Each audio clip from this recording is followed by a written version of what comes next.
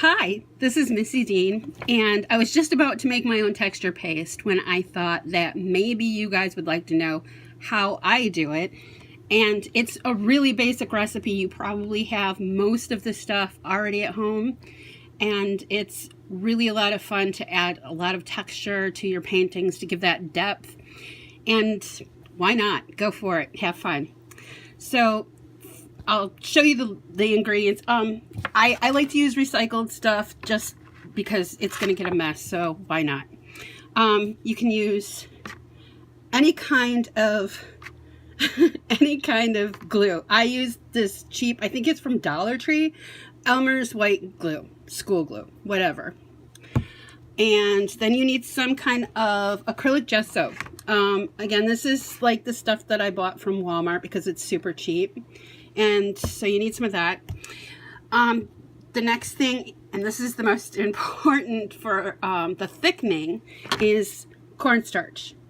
Any kind, but the cheap, why not go for cheap? And if you're going to make a thicker one, I would strongly suggest using some salt. You don't have to use sea salt. This is just the cheapest salt that I had, so this is what I'm using. And then you'll want to use some kind of paint. Now, if you're not sure what color you're going to work with, I would suggest using just plain old white craft paint. But you can use any color you want. If you are using a lot of dark colors, use that. Do whatever you want. And there's no real recipe to this. Just make sure you have all the ingredients. So first of all, I throw in some glue. And you kind of just dump.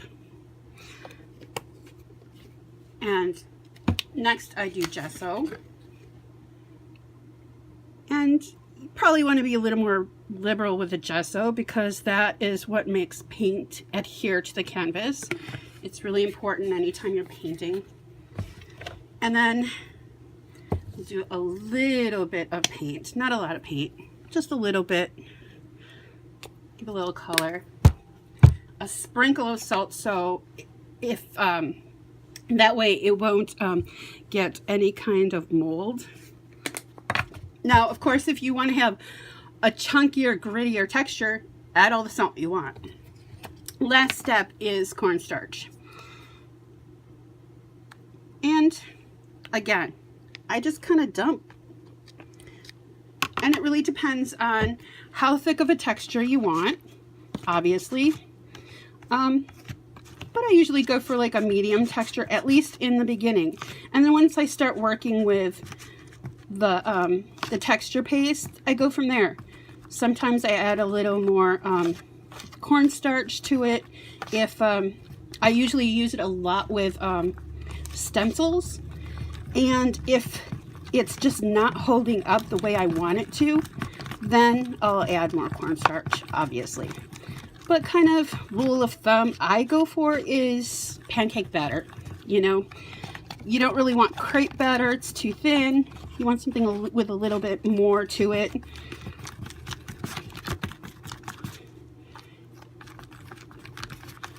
And you just play with it until you find the texture you want.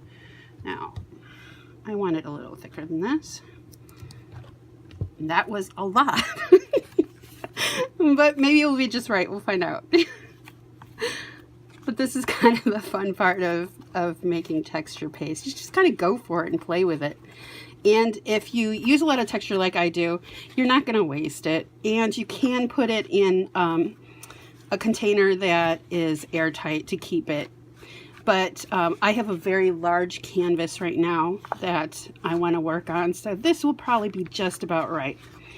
But it is pretty thick, more than I intended it to be. So I will add a little bit more of gesso to it, just to thin it out. You could use water if you want, but I really love gesso.